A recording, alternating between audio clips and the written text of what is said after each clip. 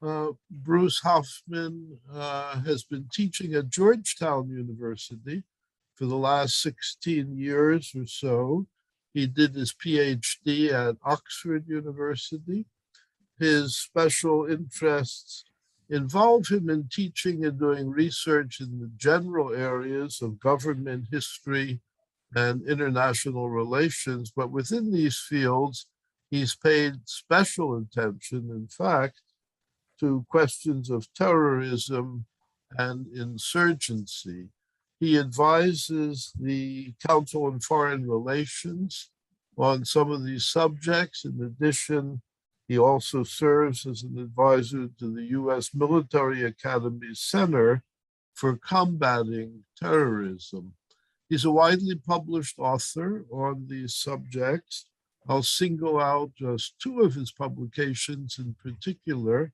The book Anonymous Soldiers, published in 2015,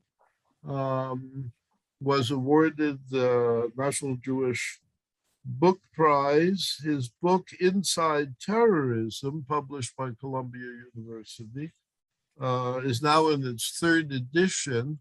So he's certainly a prominent, highly well-regarded figure in all of these areas. Today he's going to concentrate especially on threats from the right.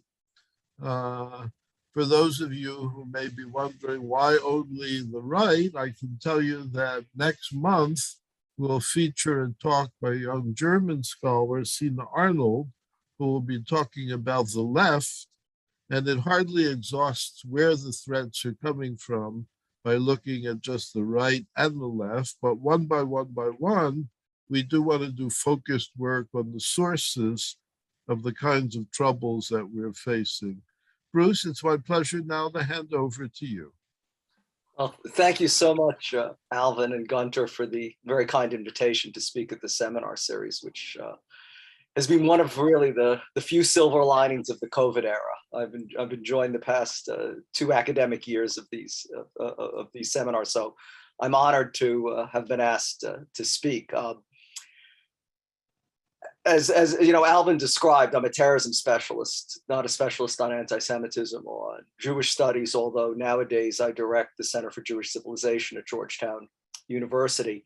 The presentation today is actually part of a book that I'm working on with a colleague of mine at the Council on Foreign Relations, Jacob Ware, who's also a former student of mine, that basically charts the very uneven trajectory of far-right extremism, white supremacism, racism, anti-Semitism, most specifically from the late 1970s, 1980s, because I think there's a direct through line that many people have forgotten, especially at an age when things about terrorism always seem to have only happened today and people forget about their long lineage, or indeed their connection with anti-Semitism.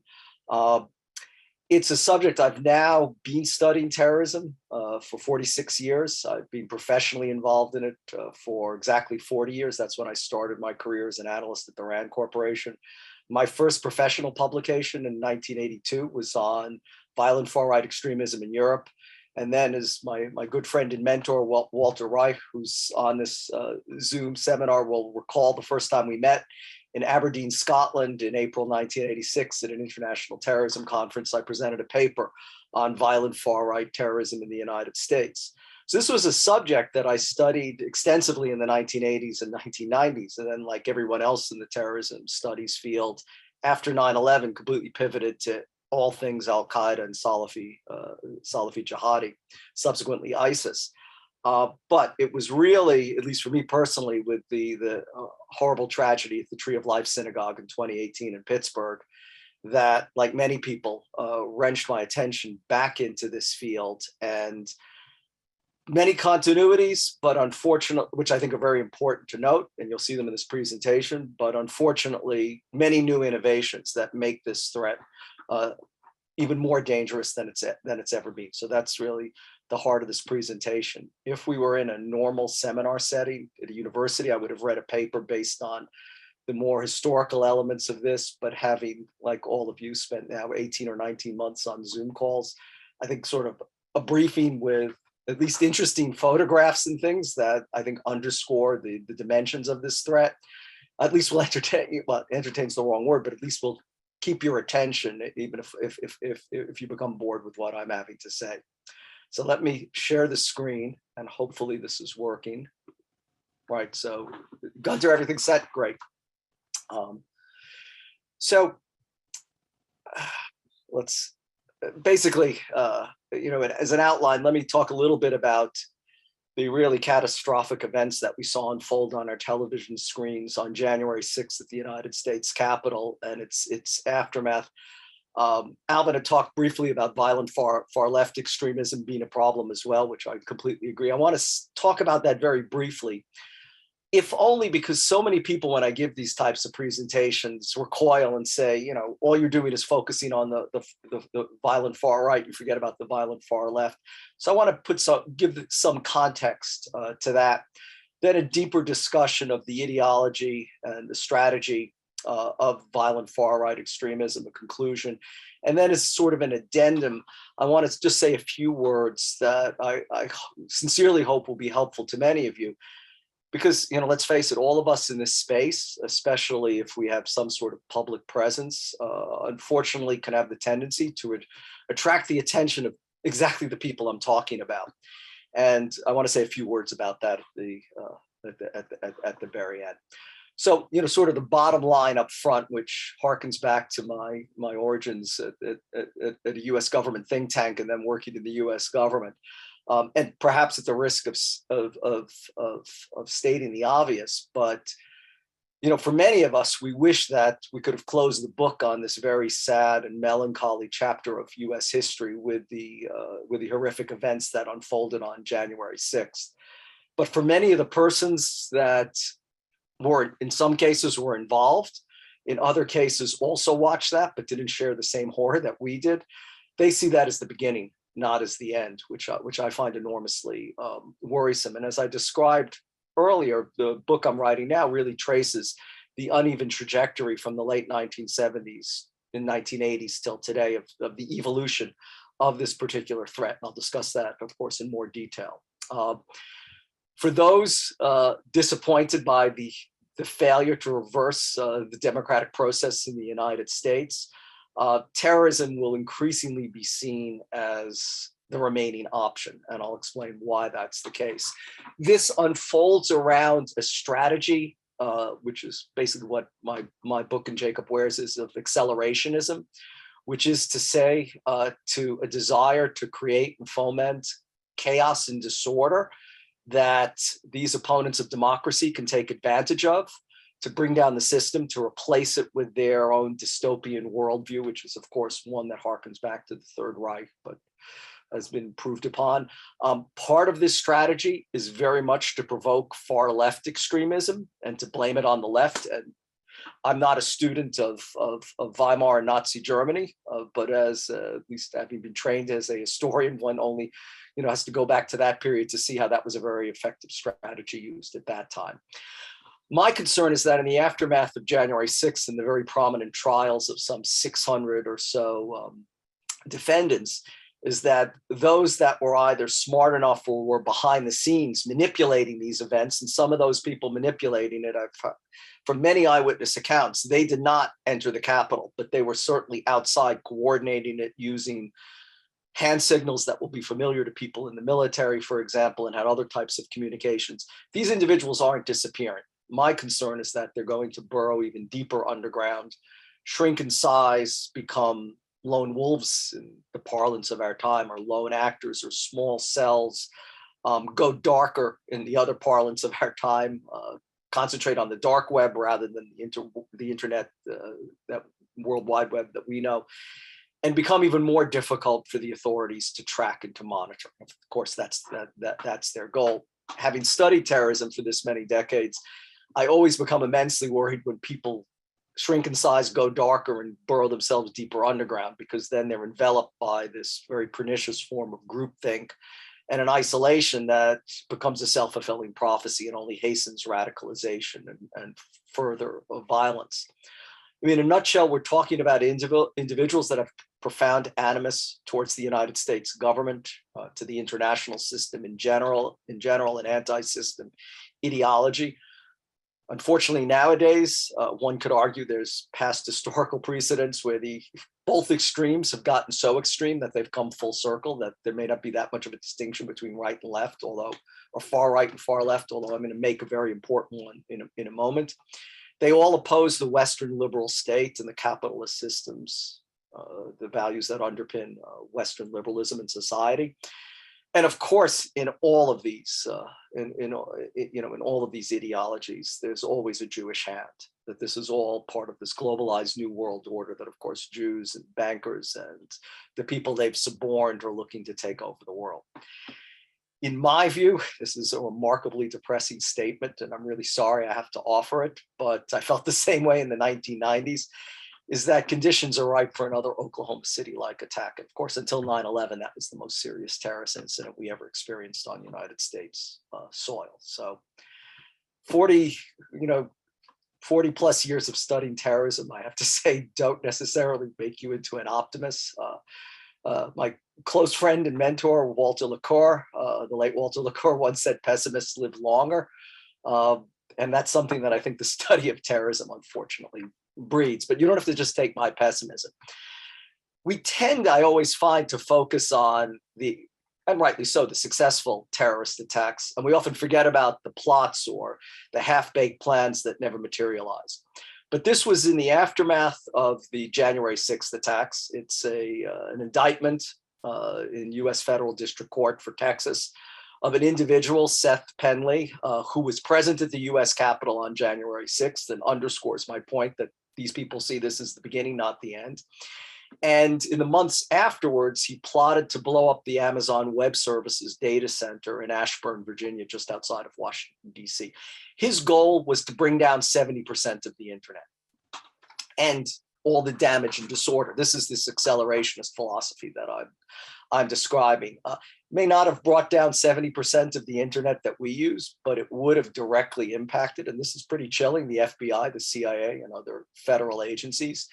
And you can see this was exactly his goal, is to create these conditions of disorder and uncertainty that he's hoping that violent white supremacists, anti-government extremists can take advantage of to seize power. I mean, frankly, it's remarkable that I even have to say these words in the 21st century living in the United States, but that's the truth of the matter. I think it's less of an issue now, but I found it remarkable how in the aftermath of the events of January 6th, many people denied that that was an act of terrorism, called it many of the synonyms that we use that often suffice instead of terrorism, and insurgency and insurrection, this type of things.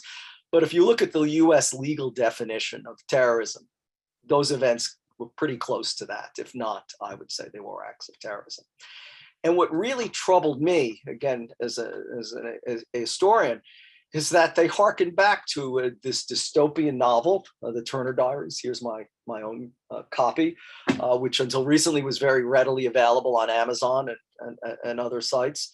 And this was a book, we tend to, especially at universities, especially if you live in the Northeast as I do, there's a tendency to see people from certain parts of the country as uneducated, as country bumpkins, as unrequited racists, as, and all sorts of slurs like rednecks and so on.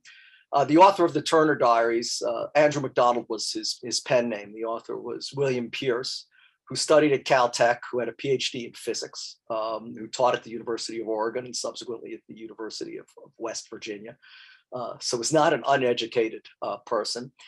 And he had the idea in 1978 when the novel was published, is that lots of the outward manifestations of racial hatred and bigotry, anti-Semitism, anti-immigration, xenophobia, as abstract political principles were just going so far. So he decided to write a fictional treatment of all that, which basically would articulate and would become a blueprint for staging a white supremacist revolution. Now, as an aside, let me just say that it's been often reported in the press and elsewhere that the Turner Diaries the FBI described it as the Bible of the white supremacists in the United States. As part of the book I'm writing now, I wanted to track that down. it was never said. I mean, this guy, William Pierce, was also very good at self-promotion and advertising. He basically put that on the back of books and constantly said it, and eventually became one of these things that newspapers just adapted. I see many scholarly works also say it. So it wasn't, the FBI didn't term it that, but it really did become at least a blueprint, if not the Bible, of anti-government white supremacist extremists. And amongst other things, it talked about the bombing of the FBI headquarters, very similar to the 1995 bombing of the Alfred P. Murrah Federal Office Building in Oklahoma City by Timothy McVeigh. So, you know, life does follow art in some cases, just as Pierce intended it. And one of the sort of climactic chapters of the Turner Diaries is what they call the Day of the Rope, when the true American patriots, basically white Anglo-Saxon Christians, descend on Washington, D.C., storm the Capitol, and lynch all of the progressive Democrats and Jews and globalists. And, you know, of course, as you can see in the top photograph. And that day when I saw that scaffold outside of the Capitol, I thought, this is the Turner Diaries, unfortunately, coming to life. Now, let me just say briefly, as I began this talk, that the United States today is challenged by violent extremists at both ends of the political spectrum, and arguably until January 6th, the most serious of many domestic terrorism incidents was probably, which is now forgotten, a shooting that occurred in Alexandria, Virginia, where the congressional Republican baseball team was having a practice. The then minority leader, Representative Steve Scalise from Louisiana, was nearly fatally wounded, was seriously wounded. It was really the bravery of the US Capitol Police that prevented even more bloodshed. And the person was a lone gunman who professed political support for Bernie Sanders, among other things, but for various far left, well, various left and progressive agendas. There have, of course, been violent clashes, street brawls between Antifa, violent black bloc, violent left extremists and their violent right counterparts. In 2019, there was an attempted car bombing of an immigration and customs enforcement facility in Tacoma by a longstanding sexagenarian terrorist in his 50s, 60s rather, somewhat unusual. Of course, during the unrest that cascaded across the country in May and June 2020, the torching of the Minneapolis Police Department's 3rd District. A month later, the fires set near the White House of the AFL-CIO headquarters and the historic St. John's Episcopal Church. Ongoing violence in Portland and other cities, and of course, as we know, the anti-Semitism that has arisen in some leftist circles arising from intersectionality. So I'm not blind to the fact that there is violence from both extremes, but let me just point out they're not even remotely similar. There's absolutely no parallel. I say this because a decade and a half ago, I was in Baghdad, Iraq, working for the Coalition Provisional Authority, and then subsequently as an advisor to General Casey and the multinational force headquarters. I was involved in the security planning for the January 2005 elections in Iraq, the first democratic elections held in that country. One of the bottom photographs I took myself, it was of the green zone in the palace where my office was. In my wildest imagination, in the mid-2000s, I could have never conceived that Washington, D.C. on Inauguration Day would look anything like Baghdad did in 2004 and 2005. But it did. We had tens of thousands of troops, over 25,000 National Guardsmen and Army reservists that were mobilized, lining the streets. The Capitol, as we know, was surrounded by very heavy fencing topped by concertina wire. And, you know, if a picture says 1,000 words, I think this is proof that the threat from violent right extremists in the United States completely eclipses anything that we face from the violent left. That's not to say there's not a threat from them, but this is very serious. And anyone who saw those scenes of the inauguration in Washington, D.C., the Jersey barriers, police arrayed in riot gear. I mean, this is not the United States, at least that I grew up in. Also, let's just go to the numbers. One of the problems, which I'll come back to, is that there's no domestic terrorism statute in the United States. So therefore, the FBI collect statistics on hate crimes, because there is domestic legal statute for that, but not on what we would call domestic terrorism. So we have to rely on very skilled and knowledgeable non-governmental organizations, especially like the Anti-Defamation League, Southern Poverty Law Center. There's many others. So these statistics are from the ADL, which of course has followed these issues closely from the time of its founding at the beginning of the 20th century. And what we see is, going back for a decade, when we're talking about who's doing the most killing, politically related homicides, which to me is terrorism, overwhelmingly, you can see that 3/4 of them are coming from the violent far right. In fact, domestic Islamist extremists, followers or disciples of Al-Qaeda or ISIS, account for only about a fifth. So there's a huge disparity there as well. And if we look back on the ADL's figures for 2020, I mean, astonishingly, 94% of all the domestic extremist killings are coming from one end of the political spectrum, and that's the far right. So there's no doubt of that. And even historically, we can see that white supremacists, anti-government extremists account again for the overwhelming majority of the violent homicides linked to terrorist crimes in the United States. So there's no doubt where this threat is coming from. And what's especially troubling is just the numbers, which we really can't get a firm handle on. But according to the Southern Poverty Law Center, there's over 500 extreme anti-government groups of the far right persuasion in the United States, virtually in every state. And I would caution you that I think these numbers are more illustrative than definitive, including 170 or so militias.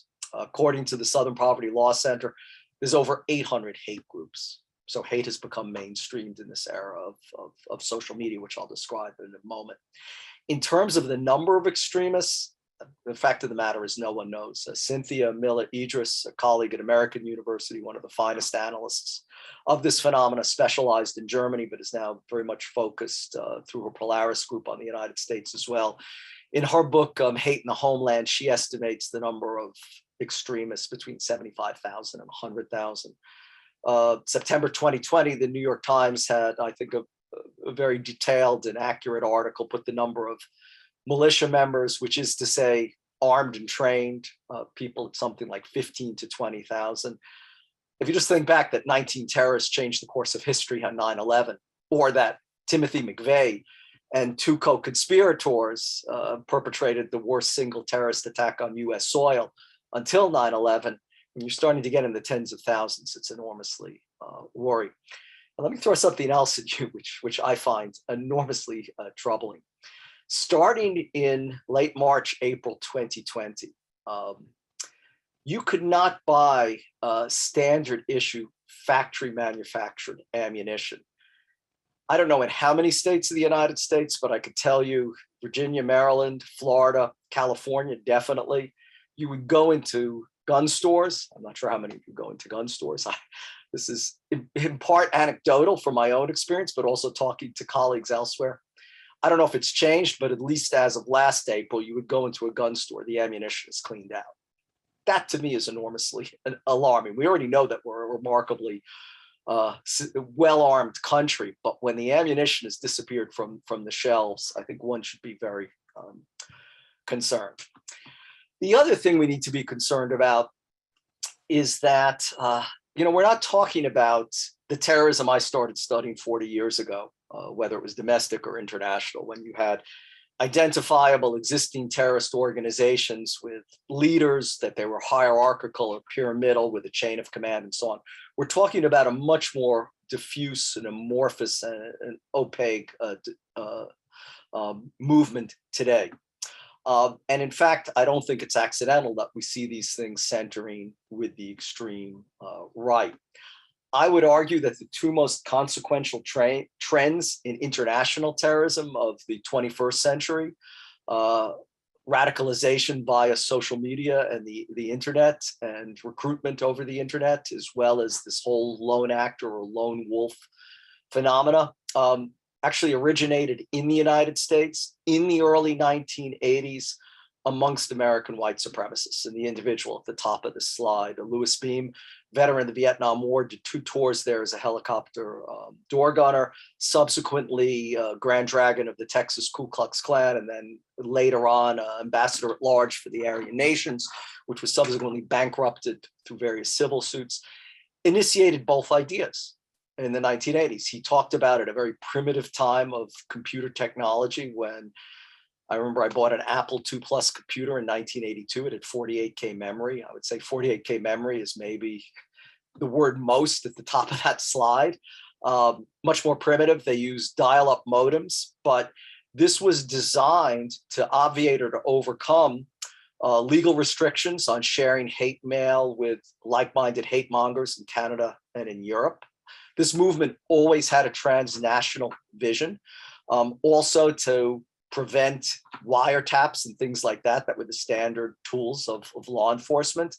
And Louis Beam hit on the idea in the 1980s of connecting people through modems. And those of you who are my age will remember that sound and how you use dial-up modems.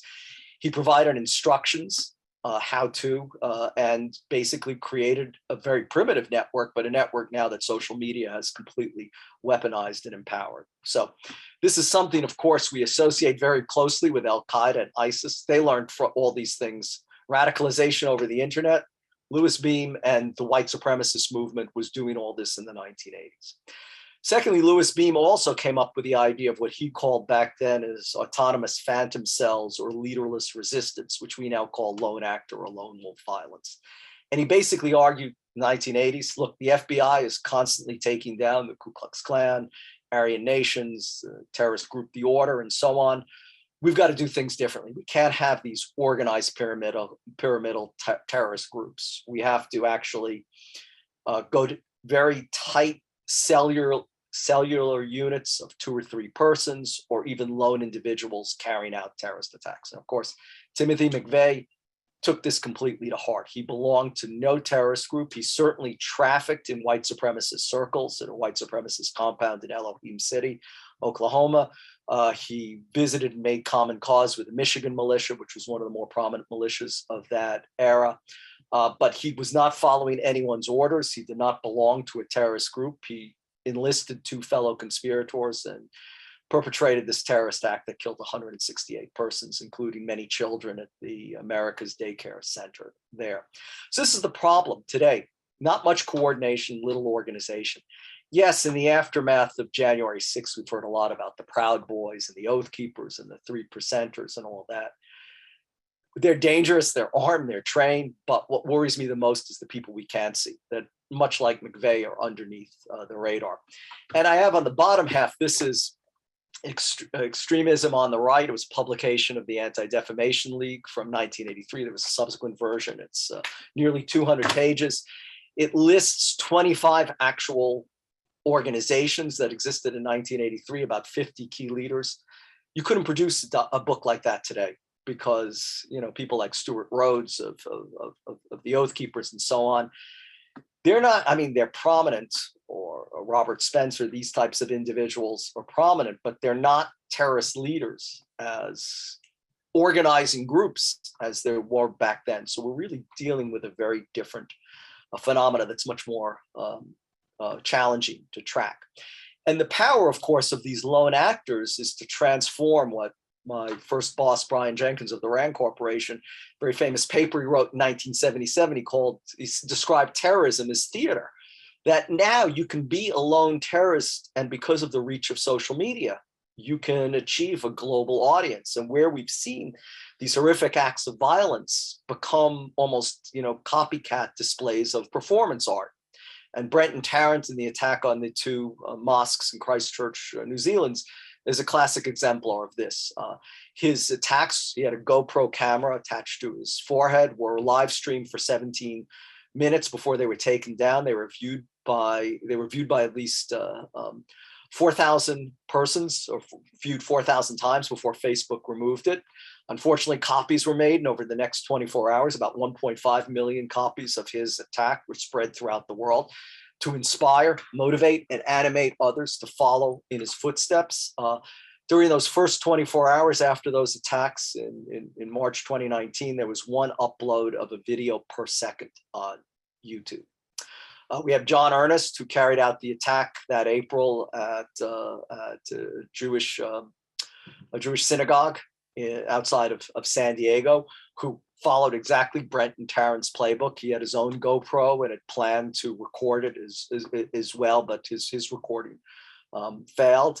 And then we have very much this accelerationist philosophy that was adopted by Robert Bowers, the shooter at the Tree of Life Synagogue in Pittsburgh in October 2018, where he said, HIAS, the Hebrew Immigrant Assistance Society, HIAS likes to bring invaders in to this country that kill our people. I can't sit by and watch my people get slaughtered. So screw your optics, I'm going in. So this idea of inspiring copycats and imitators to carry out acts of violence. Looking at the rise of violent far-right extremism today with its rise in the 1980s, there are, I think, a number of very disturbing parallels. History may not repeat itself, but it certainly does rhyme. Back then, there was profound disillusionment from prolonged overseas military commitment in that era in Indochina. Today, obviously, the 20 years of war on terrorism and our military operations in Afghanistan and Iraq. There was very strident anti-immigrant sentiment. In fact, Louis Beam first achieved national notoriety or infamy as the Grand Dragon of the Ku Klux Klan when he mobilized Klansmen and others against Vietnamese immigrants who had come to this country from Indochina and who were engaged in shrimp fishing and offshore fishing in Port Arthur and Galveston, Texas. Profound alienation from our elected representatives and distrust of even conservative elected representatives not to be as extreme as they were. And we see this term now, rhino, used for anyone that doesn't, embrace a particular view, but even more so back then, the fact that Ronald Reagan had been elected, that succeeded a liberal Democratic president, hadn't delivered the changes that these people want. They became convinced that violence was necessary. Then is now this profound hatred and suspicion of big government and the encroachment of liberal elites, and especially Jews, in controlling the country. Then as now fervent embrace of conspiracy theories. Then as now a large pool of individuals with military skills. I'm not for any second suggesting that those who serve in the United States military are, any more susceptible or likely to be members of violent far-right groups. And what I am saying is that I can state for a fact, violent far-right and violent far-left groups today are actively soliciting the involvement and recruiting people from the US military, not just because of the combat skills they may have. And of course, in many cases, having served multiple deployments overseas in Iraq or Afghanistan, they have those, but also for their communication skills, for their logistical and organizational skills. So military veterans are actively sought out. And then as now, and I described Louis Beam and his use of computer modems, highly effective, engaging communications. Also, we should take a hard look sometimes in the mirror a bit and see that the kind of violent far-right extremism that exists in the United States is also enormously reminiscent of one of the terrorist enemies that we've been fighting for years in the Middle East, the Islamic State or ISIS. I don't want to dwell too much on these things, but there are many different parallels. This desire to avenge and retaliate for a litany of grievances that they believe have been inflicted on themselves and their constituents. They both share this very expansive ideology that is not specific to any one country and that is global in outlook and aspires to be transnational. Intolerance, hate, exaltation, and violence certainly is common to both of them. This imagining of a halcyon, forgotten, or lost, I should say, not forgotten, homogeneous, whether it's religiously or racially and religiously past, very much embracing the same accelerationist philosophy to bring down the system, to create widespread chaos and disorder, or what's also been called the conveyor belt approach, where you hook a person on one aspect of your political agenda. Violent far-right extremism could be the immigration issue, could be attempts to curtail Second Amendment rights that then bring them deeper into the organization. This has been very similar with ISIS. Hatred of democracy in the Western liberal state is common to both of them. Use and exploitation of social media to create self-sustaining echo chambers.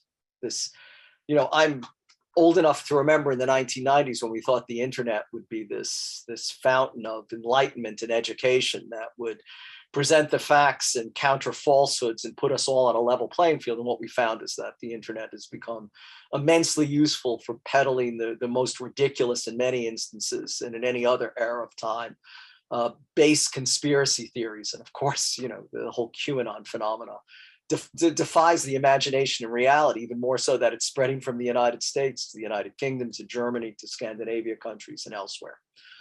The emphasis on lone actors or small cells carrying out acts of violence, and then the use of encrypted communications and exploitation of the dark web. So we see that terrorists, even of completely different ideologies in different places, learn from one another and build on one another. And that's part of the challenges we face today. What brings them all together, I say this as a terrorism analyst for over 40 years, is that somehow the Jews always surface one way or the other. And now we have, the familiar onslaughts against globalism and allegedly Jewish orchestrated global conspiracies. I won't read these. These are just two samples from, if you dip your toe in the internet, there's just, endless both memes such as these, clever visual depictions, and then attacks on the system, on Democrats, on degeneracy, on Jews and banks, and so on. And of course, it didn't take long at all. It only took less than a week that we were involved in the COVID pandemic in 2020. For many individuals, and even some with some sort of prominence and followers, in this case, Sheriff Dave Clark from Minnesota, a very ardent supporter of President Trump, to immediately jump on the fact that the Jews are, of course, behind COVID because we're involved in any plot. And when the mention of George Soros, of course, becomes a dog whistle for these things. That is, as by the way, it has recently become in the very tight gubernatorial race in Virginia. So here's David Clark's quote, again, less than a week after COVID starts, and there was a meme that was being peddled on far-right internet sites, within a matter of weeks as well.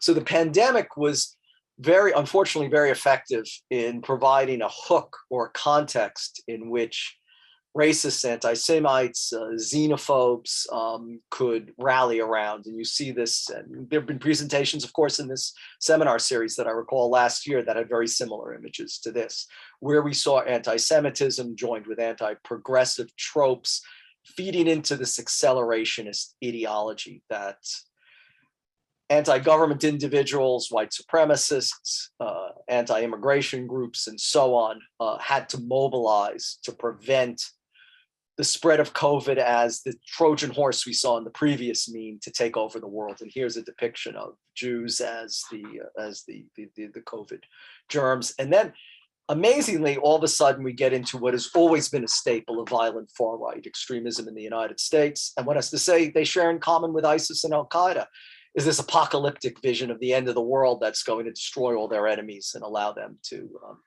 take over. Words matter, as my old friend and one of the leading experts on terrorist communications, Professor Gabi Weiman of Haifa University, says words matter. The box there is from another white supremacist far-right site that's talking about using accelerationism, taking advantage of COVID to foment this revolution, which unfortunately we saw manifest itself, or at least the nascent manifestations of it on January 6th. The two individuals in the photo below, a veteran of the US Air Force, Timothy Wilson, Jarrett Smith, serving enlisted man in the United States Army, conspired to bomb a Kansas City hospital in March 2020, again blaming COVID on the Jews. The photographs on the right was just to show you that this ideology is not necessarily specific to white supremacists. A person of Latino extraction, Edward Moreno, crashed his train trying to destroy one of the hospital ships at the port of Los Angeles, actually in Long Beach, California, that was treating COVID victims. So accelerationism, combined with COVID, had this very quick reaction. There were many other attacks on Jews as well in Massachusetts and elsewhere. Let me begin to wrap up. I'd say, at least from my perspective as a terrorism analyst, there's no longer any meaningful distinction between domestic and international terrorism, whether it's ISIS or Al-Qaeda. Many terrorist groups are cultivating sleepers or lone actors in a variety of countries. Violent far right is no exception. Atomwaffen, which is one of these Führerkrieg groups, has presence started in the United States. It spread to Canada, the United Kingdom, Germany, the Baltic countries, and Russia. They engaged in joint military training, both in Nevada and Ukraine. The base, led by an American, Ronaldo Nazaro, goes by the nom de guerre Norman Spear, who's based in St. Petersburg, Russia, has a presence in the United States, in South Africa, and Europe, Russia, of course, and Australia. I'm going to come back to this at the end of the presentation, but in January 2020, a Canadian Army deserter named Patrick Matthew was arrested outside of Baltimore, plotting one of these false flag attacks on a Second Amendment rally in Richmond, Virginia, that they hoped to blame on the left and spark this accelerationist civil war. So you have Canadians coming to the United States, carry out an attack. And then the Russian imperial movement carried out arson. This is just a sample arson attacks in Sweden.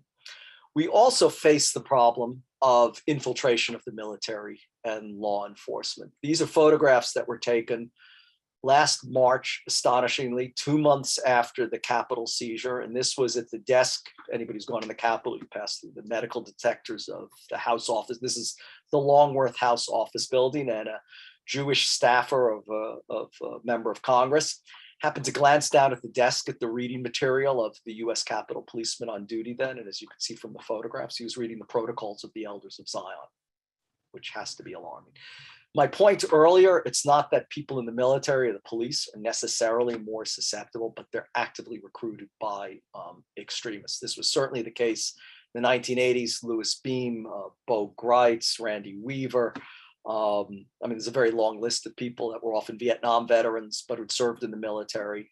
And we see today, 25% of the people, of militia members, are believed to be veterans of the US military. They accounted for 20% of the persons arrested at the US Capitol.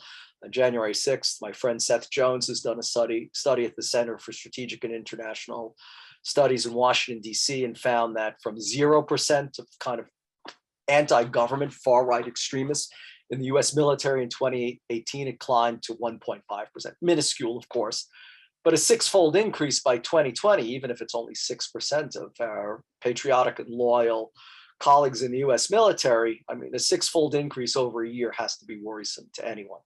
As we know, almost 30 law enforcement officers were among the 600 or so arrested at the US Capitol that day, and 26 members of the US Capitol Police, much like this individual reading the protocols of the Elders of Zion that didn't get the memo, that his colleagues that were being investigated from 2 or 3 months before, 6 were eventually disciplined. The irony, though, is that when you, and this is an out-of-date slide, it was the only one I could really find from the ADL, but I would argue that this same pattern is prevalent today. Ironically, the number one target of violent far-right extremists in the United States are members of the law enforcement community and also members of government. I'm not talking about elected officials, but civil servants. Okay, so let me begin to wrap up as promised to finish this in 45 minutes. So what do we do about this? Well, firstly, we have to look in the mirror a bit. Many of our European allies, talk to us as we spoke to, let's say, Saudi Arabia, Pakistan, many other Muslim countries or Muslim majority countries in the aftermath of 9/11, that as we blame them for exporting the Salafi jihadi ideology and leading to the tragedy of 9/11 and the conditions that created the war on terror. It's, again, remarkable to me a decade and a half later that many of our closest allies are saying, you guys are the problem. And it's true, we are the number one exporter of this ideology. The fact that QAnon has jumped from the United States, as I described earlier, to other European countries is astonishing, but the base, Atomwaffen, and many other groups are transnational. And many of the host websites and chat rooms originate in the United States, even if they're routed through other countries that permit this to go on. You know, sales of any copy of Mein Kampf, for example, or Nazi flags and memorabilia in some cases are illegal in other European countries. I mean, they're very easily acquired here. You may have seen a photograph from the Proud Boys demonstration in Washington, D.C. on December 14th. It was blue and it had in gold the Proud Boys emblem, and then above it, basically 6MWE for 6 million weren't enough. I mean, up until mid-January, you could buy those on Amazon and Etsy very easily. In February, they were taken down there, but if you search the internet, you could buy them on many different sites. So, you know, the United States is producing, and Cynthia Miller-Idris has done excellent work on how clothing in these symbols is used to mobilize people. Again, I guess, you know, I'm getting old, so I'm astonished by many things.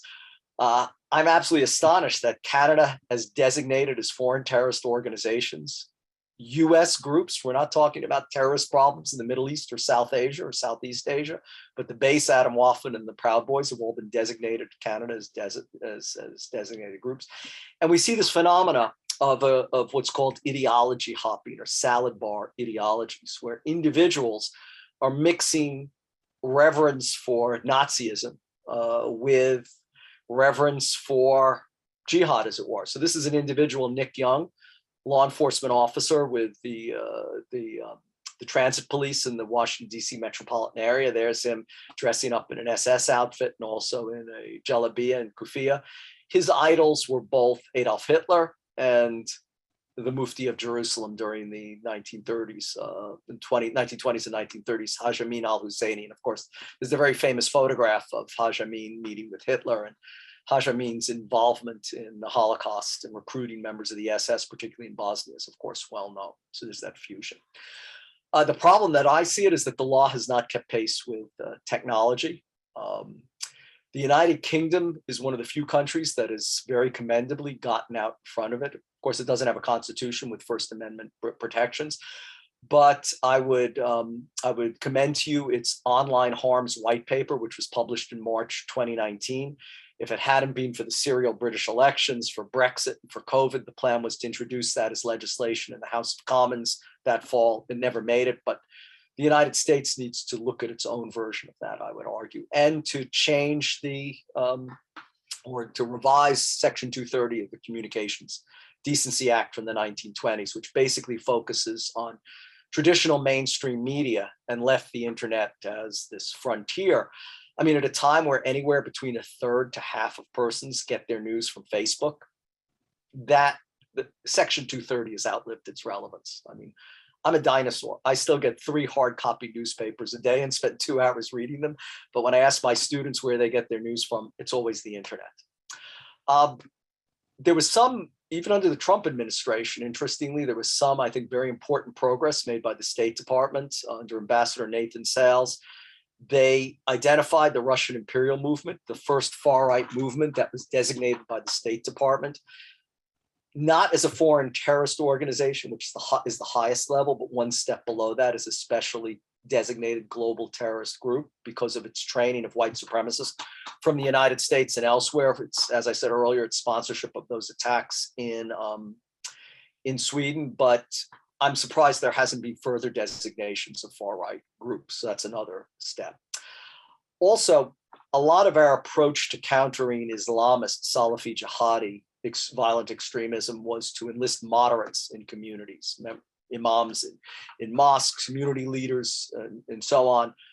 I mean, when you think about the polarization in the United States today, the divisiveness, who are the moderates that we target in various southern or western states who are so profoundly anti-government and who very proudly say that this is a manifestation of their patriotism, and that even when they argue sedition, that somehow this is and racism and hatred, this is constitutionally protected. I'm not a jurist, so I won't go into greater detail, but this is a fundamental problem. And it's why I would argue, and I know controversially, we need some domestic terrorism legislation. I don't think we should have a domestic terrorism designation, although Actually, the Department of Justice proposed that in January 1995. It never got very far.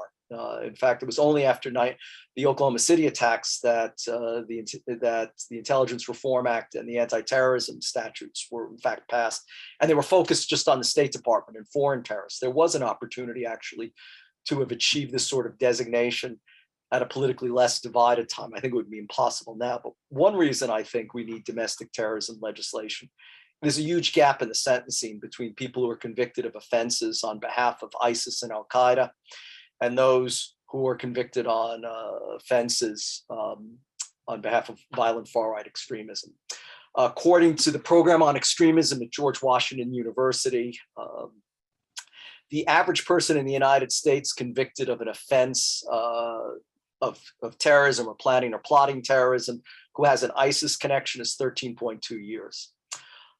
Last year, an individual who actually lives very close to me, so lest we think too that the people behind this are all in the South or the Midwest or the Western states or all in the mountains or the hollows, in Tony suburbs of Washington, D.C. There are these hate mongers. I pass this individual's house every day going to work. He was a white supremacist. He was a member of Adam Walfin. The day before he was arrested, he joined the White Person's Patriotic Party. So certainly an unrepentant white supremacist. He was found with automatic weapons and stockpiles of ammunition. He worked in a gun store, very alarmingly. He was sentenced to 366 days in prison compared to 13 years. There's a huge disparity there. And then very briefly, let me point to an item that was in Friday's Washington Post. That person, Patrick Matthew, I described earlier from Canada, conspired with Americans to carry out, as I said, that false flag attack at a Second Amendment rally in Richmond, Virginia. He and a co-conspirator were sentenced the other day to 9 years in prison. Originally, the sentencing guidelines could have been anywhere between 3 and 6 years. So a third or a quarter or half to what ISIS terrorists are convicted of. The judge used the special terrorism enhancement statutes to bump them up to 9 years, still 4 years less than the average.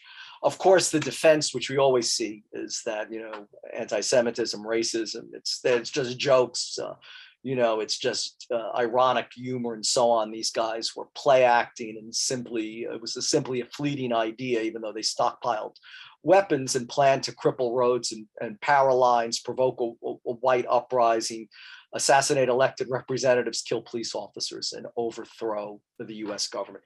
And of course, much like the individual I described who was sentenced to 366 days in prison, at their sentencing hearing, all of a sudden they abjured any involvement in this, in white supremacists and so on.